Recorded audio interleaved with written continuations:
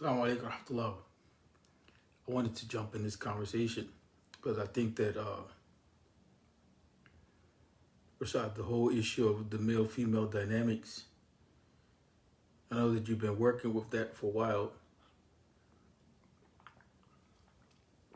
but I think that what happens a lot of times is that we're not familiar, not you necessarily, but the general discourse is one that is not informed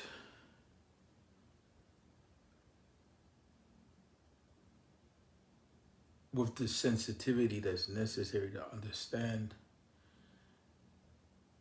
that there's a history to ideas. Mira, what's going on? Peace crisis. So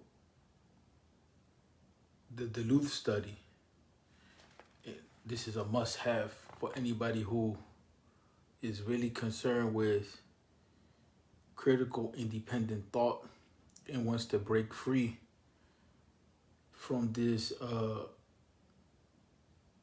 exaggeration of masculinity or femininity, wants to come into a balance. Dr. Tommy J. Curry, from the hip-hop generation, actually. He was one of probably the only genius black intellectuals that was able to write his PhD only quoting black thinkers and black researchers. That in the Eurocentric university system is not only revolutionary, but is the hallmark of decolonization. And for some, they may not understand that stuff, but I want to go to the issue of the Duluth study. Here, in the section on page 117, he says, this is a little boring for some, so, bear with us. He says, Duluth no more. The ideology and politics behind the patriarchal thesis in education groups for men who batter. We're talking about the whole domestic violence issue. The Duluth model, Ellen Pence and Michael Paymore, the inventors of the model. This is a model that is used to talk about male-female dynamics within the context of domestic violence. And I personally think that we need to connect it to male-female dynamics in general, especially when it comes to people of indigenous and African backgrounds. Because the idea that's in the Duluth, you're going to see that is the same idea that is in the conversations that people have about relationships. Except that what the Duluth is looking at is the Duluth model is looking at the issue of domestic violence. Here it says, who invented this people? Who came up with it? Ellen Pence and Michael Paymore. Michael Paymar, Paymar. We have to have a solid methodology, people, when we deal with ideas. I know that it's boring. I know at times we don't want to do the work. We may want to vibe on other things, but we have to realize that ideas are out there all over the place. Through vibrations, through symbols, through words, through concept, through laws, through practices, through culture, through food. For goodness sake, even this message going over the airwaves is governed by ideas, laws, and all of that type of stuff. So, we have to get with the program. And so here, they invented it.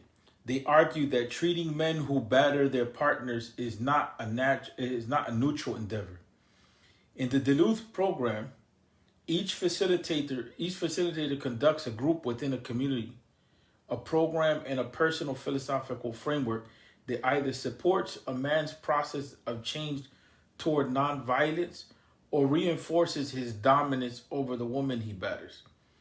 Theory guides practice. say Pence and Paymar.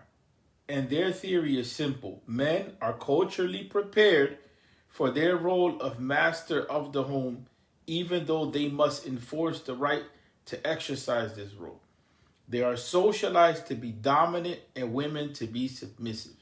The Duluth model holds that men need not intend to batter women. It is an automatic, almost unconscious response, part of the programming men are taught in their families of origins, and through their experiences in the culture that teaches men to dominate. Many clinicians and psychologists, however, pay attention to this. Many clinicians and psychologists, however, adamantly disagree with this model. For example, Dalil evidence. Donald Dutton has argued that intervention systems like the Duluth model were focused on confronting sexist attitudes or male entitlement. I'm glad you came on, Rashid, because we really need to promote this point of Dr. Carey on page one. My eyes are a little off. On page 117, and I'm going to repeat it again so people have an understanding how ideas are generated. Because sometimes we believe in things that we don't even know that we believe in them.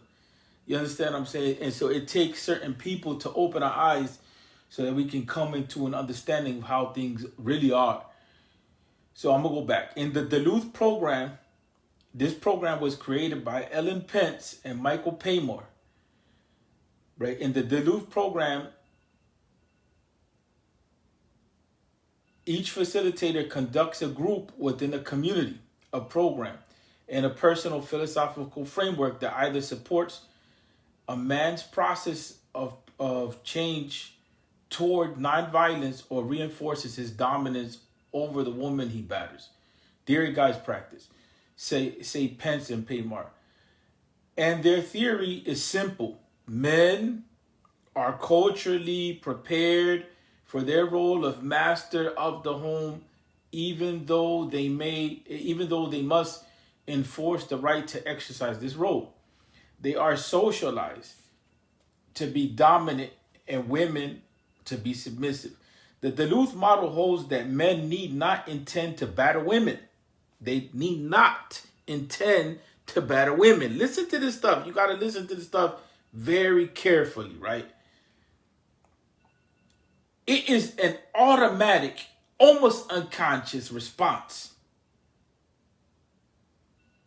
Part of the programming men are taught in their families of origins and through their experiences in the culture that teaches men to dominate. That's the first part. Here comes the rebuttal. Many clinicians and psychologists, however, adamantly disagree with this model. For example, Donald Dutton has argued that intervention systems like the Duluth model were focused on confronting sexist attitudes or male entitlement. The problem was that there was no evidence that batterers had sexist attitudes. In addition, Kenneth Corville, a professor of social work, maintains, in spite of strong and consistent clinical and ideological linkages, the Duluth model views substance abuse as almost irrelevant in the perpetuation of domestic violence. While gender scholars in the humanities, this is a whole different department. These are all schools of thought. You understand what I'm saying? So, people that are, clinicians and psychologists, they took a particular position, including social workers, right? Now, those who were in the humanities and gender studies, pay this attention. While gender scholars in the humanities have continued to insist that there is an intuitive link between domestic violence and patriarchy, clinicians have offered study after study demonstrating that there is little clinical or ideological evidence to support the claim, right? That domestic abuse is solely the province of patriarchy. Pay attention to this, people. Pay attention, because we're in a war of ideas, right? So we need to handle ideas properly. Or this is the clinicians that are bringing in the data, not those who are supposing the theory in the gender studies department without looking at what's going on within the homes. We have different paths to knowledge, people. There's different types of knowledge, people, and you know it. But let's reflect, people. There's things that we can reflect on and we can arrive at by reason, people.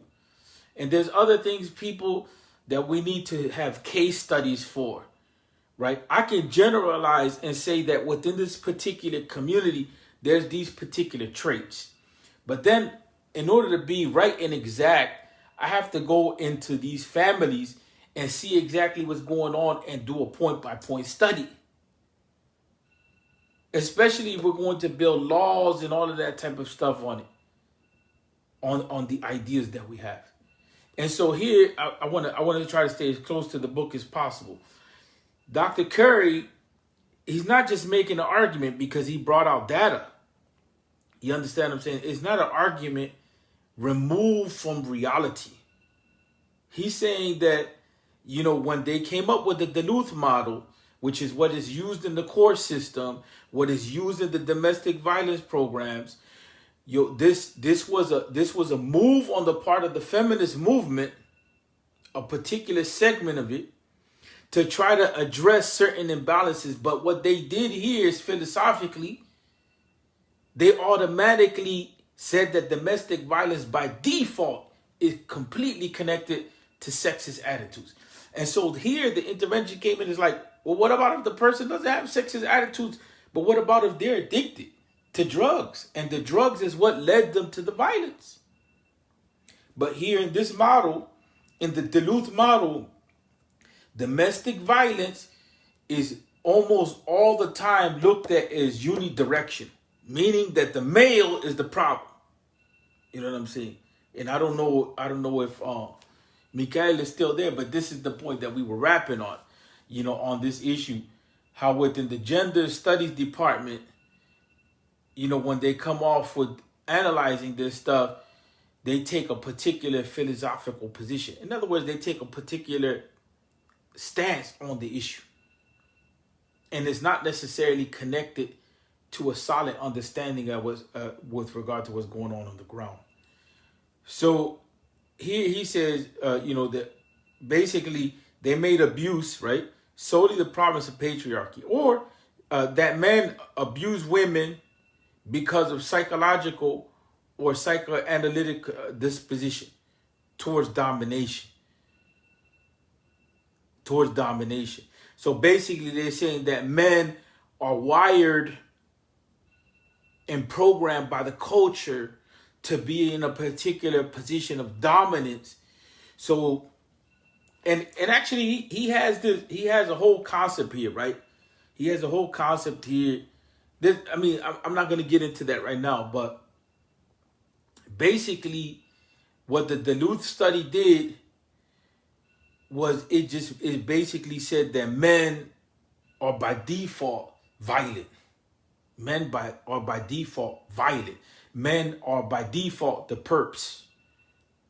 And women are by default the victim. Think about it. Don't believe Yusuf Rios.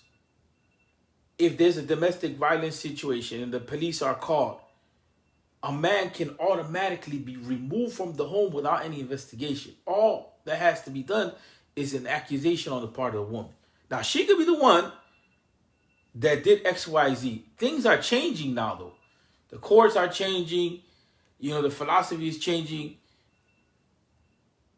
It's not like it used to be before, to the intense level that it was before, and the automatic blame of the man, but it's still there. And we see the rhetoric is still in the air. You understand what I'm saying? That women, you know what I'm saying, they automatically are looked at as the victims and men as the perps.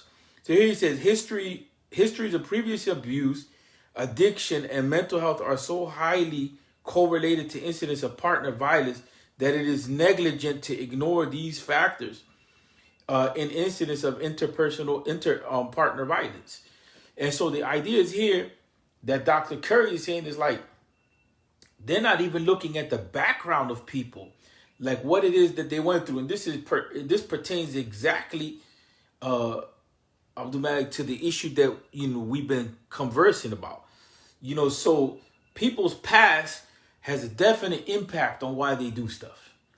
So you can't just eliminate the reality of people went through XYZ or they saw XYZ, because trauma, all of that drama, everything that goes on from your daddy and your mama and whoever else was involved.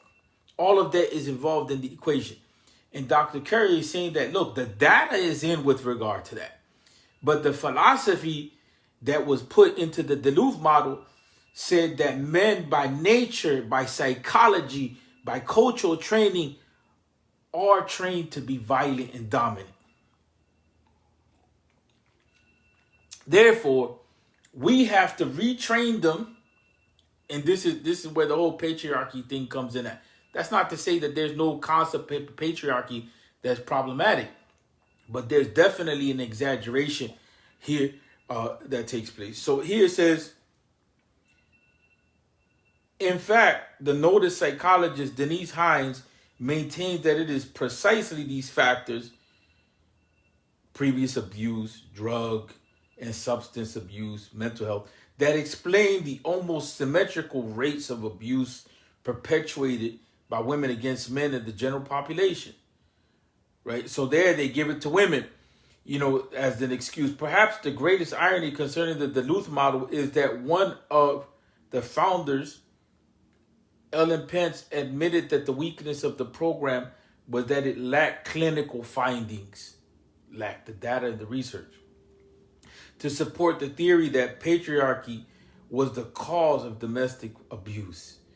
In the subsequent articles, Some Thoughts on Philosophy, Pence explains, although the DAIP is DAIP, they call it, domestic abuse intervention programs, right? That the courts use, that they use in, for education, for people that get DV charges, all of that type of stuff. Staff has argued against using causal explanations that require practitioners to assume a fairly universal psychological makeup among batterers. That is the stress or anger control problems. We have developed some of our own truisms that also reduce complex social relationships to slogans. One was the notion that batterers use violence, coercion, and intimidation to control their partners.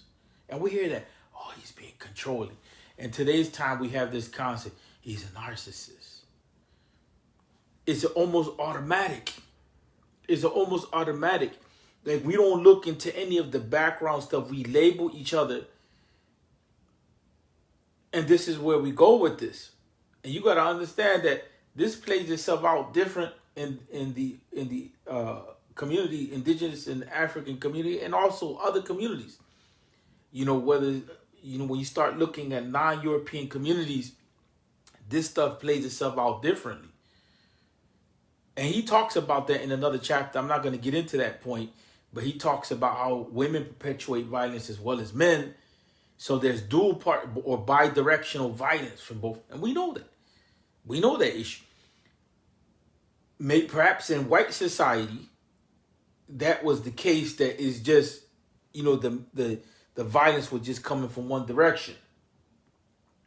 And we know that movie that J-Lo played in, where she was, physically violated, and then she goes and she, rebuilds herself up, and then she goes into that protective mode. So even popular culture, in terms of media play, they reinforce that idea. And then we even hear, the statistics that come out. But look at what it says here. Look at what it says here, that this position to automatically blame the man, to say that is his psychological disposition, is his cultural outlook, it has no clinical findings. That those who are actually doing the work to treat those situations, they say, look, there's certain backgrounds that predispose people to this type of violent behavior. Right? I just want to read a little more and then and shut it down. As Penn says, he does it for power. He does it for control. He does it because he can. These were advocacy jingles that, in our opinion, said just about all there was to say. So they summarized that joint in that way to take a particular ideological position, right? So, and I highlighted some points. Pence admits that ideology rather than careful empirical studies form the philosophical foundation of the Duluth paradigm, right? Duluth was solely committed to the criminalization of male perps, even while realizing that the criminal justice system did not effectively change the social norms that were most responsible for interpartner violence.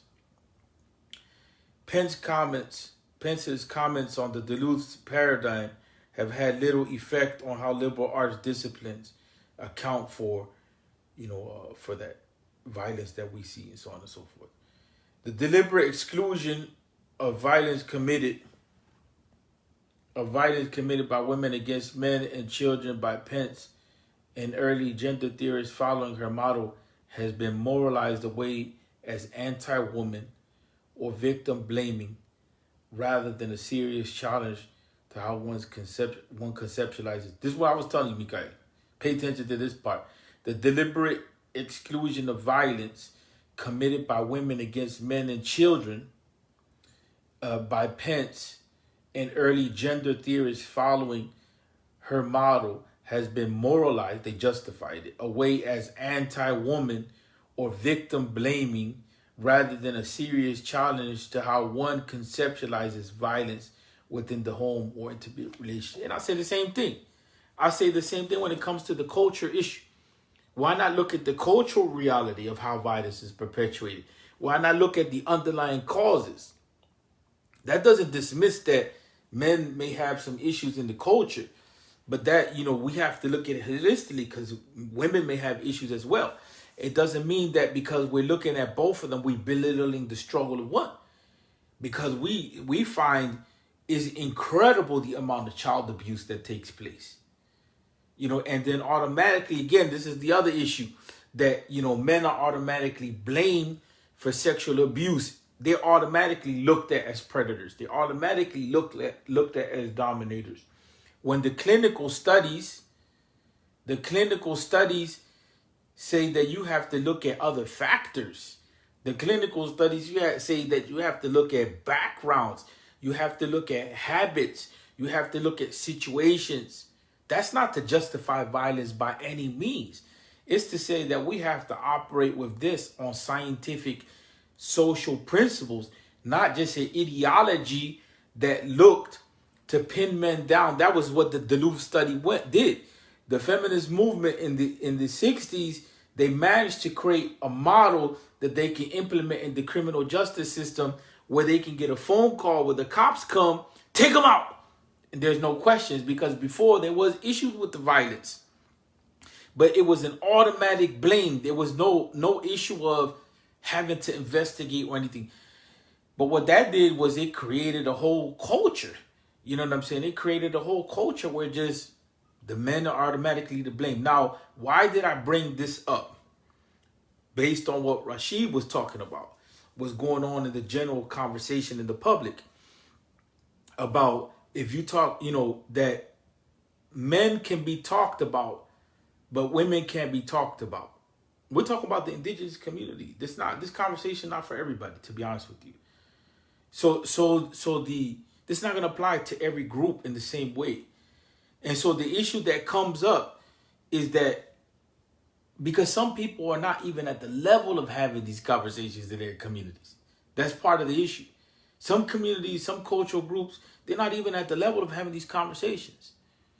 Probably one of the most open, transparent communities on these types of issues happens to be the black community. You understand what I'm saying? For a number of different reasons, we're not going to get into that. But the Duluth study, Rashid, it needs to be brought out because this is why there's not an equal balanced conversation on this, because there's an automatic assumption that you're wrong. That type of idea. You're wrong. You as a male, you're wrong. You have X, Y, Z, brothers, this, that, and the name calling and all that comes into play. But without the Duluth study, without understanding that underlying logic, without us saying, well, look, we need to bring data into why these relationships are not functioning. And this is part of the problem when you have part of the Muslim community, the leadership, saying that there's no issue, that there's no such thing as systemic racism, that the wealth gap is all fabricated, is a leftist idea. Because what that does is it takes away causality from some of the behaviors that you're seeing. In other words, there's certain environmental conditions which are creating certain mental health situations and certain problems. And when you deny those realities from existing, what you're basically doing is just saying, it's you. Just work on your spirituality. You're at fault. You're an issue. But the clinicians are saying that there's underlying issues. The same thing if we were to study trauma. You understand what I'm saying? If we were to study trauma, like, I want to bring this out really fast. If you study the body keeps score,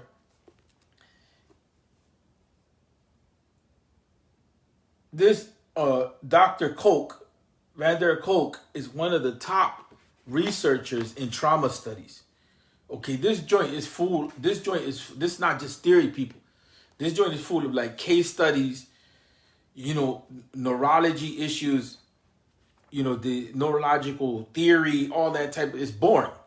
You understand what I'm saying? It's a boring book. But everywhere you turn around, he's talking about the issue of love, the issue of people's situations, how it goes unaddressed, how they try to deal with trauma just with drugs, or they try to deal with it with talk therapy or shock therapy at one time even, but they never addressed the situation of asking people how they feel, what they went through. And when they started to do research, they started to find out that a lot of the people that were dealing with trauma were sexually abused, physically violated, mentally harmed, emotionally abused. They did studies. They also were doing research on vets. They were doing all kind of study similar to what Tom Curry said. As a matter of fact, Tommy Curry, I don't know if a lot of y'all know about this, but he had to leave the country. They were threatening to kill the man. You understand what I'm saying? Because of what he said. He's in Europe somewhere. Look it up online. You'll see he's in Europe. He's on Facebook and everything. You can interact with him. But those who deny the systemic racism and those who deny the intergenerational drama and trauma and all of that support the idea of the battle between the male and the female indirectly without even really thinking about it. That's why I said we shouldn't waste our time debating about, this Islamic school of thought and that Islamic school of thought. Whatever school of thought you take to, you have your position, make sure you know what the heck you're talking about, and let's get to life. Like these issues. Because this is what is not allowing our brothers and sisters to get married. We have brothers and sisters 30 years, 40 years, 15 years. They've been divorced and never remarried, and in part because of the types of abuse that they have experienced on both sides.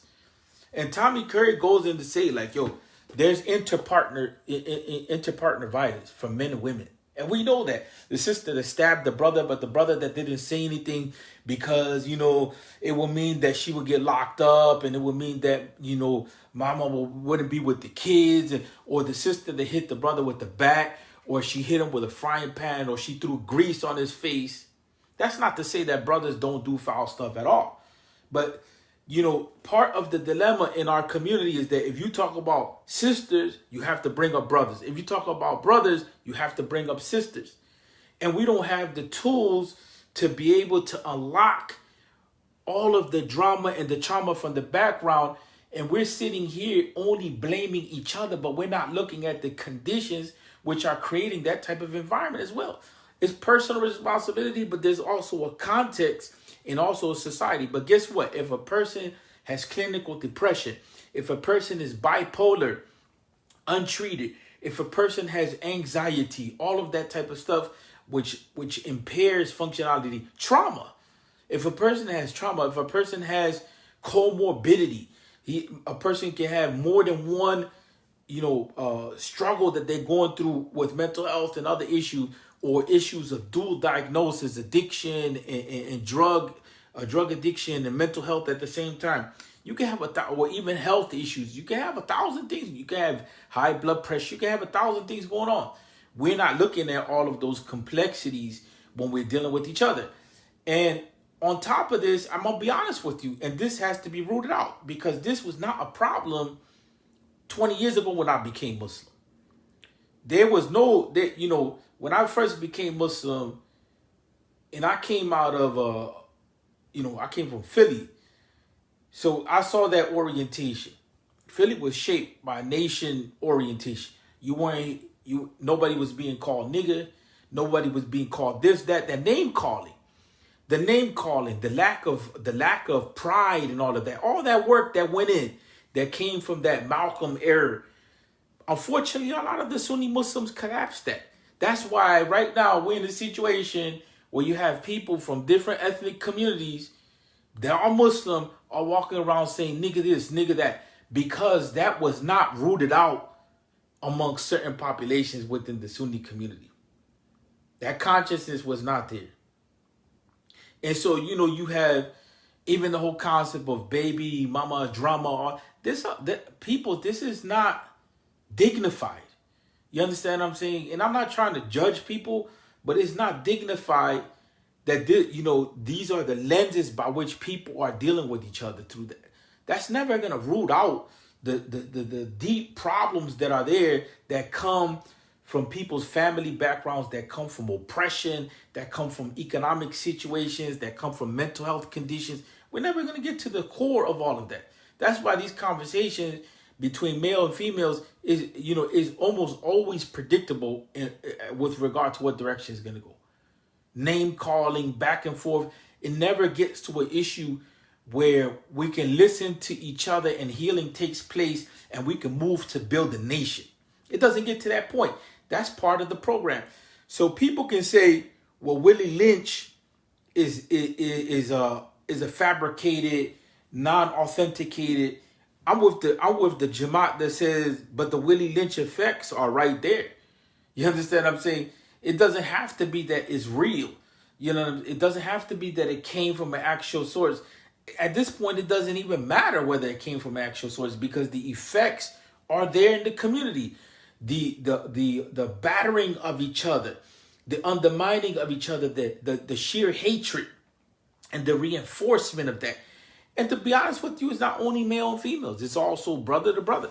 And so we would expect that Islam would be addressing this issue. And it's not that Islam, I'm not saying Islam in and of itself. What I'm saying Islam, I'm saying us as a community, that we have an agreement, we have a contract with the deen and with each other under that shahada.